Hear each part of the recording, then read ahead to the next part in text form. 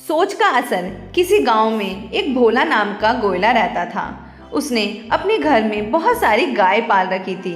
वह उन्हीं गायों का दूध बेचकर अपना पेट पालता था। भोला काफी समझदार व्यक्ति था।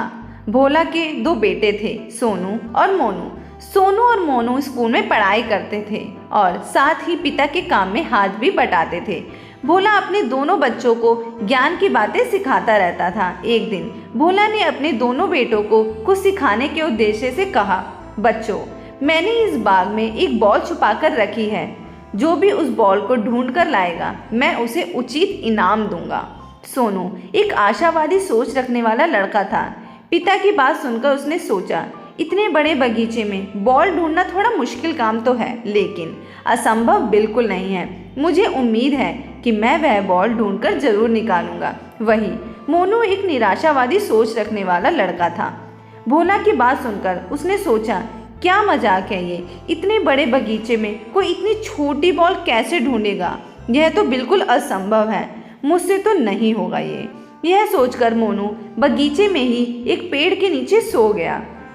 इधर मोनू चैन से सो रहा था और उधर सोनू पूरे जी जान से बॉल ढूंढने में लगा हुआ था। सोनू बॉल ढूंढने के लिए बगीचे में हर तरफ घूम रहा था और देख रहा था। सोनू बहुत देर तक बॉल ढूंढता रहा, पर उसे बॉल नहीं मिली। अंत में वह उस पेड़ के नीचे पहुंचा जहां मोनू सो रहा था। वहां पहुंचकर उसने जैसे ही झाड़ियों के पीछे देखा, उसे बॉल मिल गई। सोनू बॉल पाकर बहुत खुश था। मोनू उसकी आवाज़ सुनकर उठ चुका था।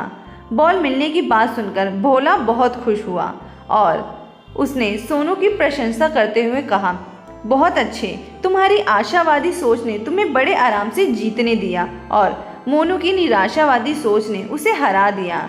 मोनू ने पहले ही ठान लिया था कि इतने बड़े बगीचे में बॉल नहीं मिल सकती, इसलिए उसने कोशिश तक नहीं की। इसी तरह हम में से कई लोग अपनी निराशावादी सोच के कारण प्रयास करने से डरते हैं और कठिनाइयों से भागते हैं, जबकि हो सकता है कि समस्या का समाधान बिल्कुल हमारे करीब ही हो। इसलिए हमें उम्मीद कभी नहीं छोड़नी चाहिए और प्रयास जरूर करना चाहिए। याद रखें, हारने से पहले किसी की हार नहीं होती।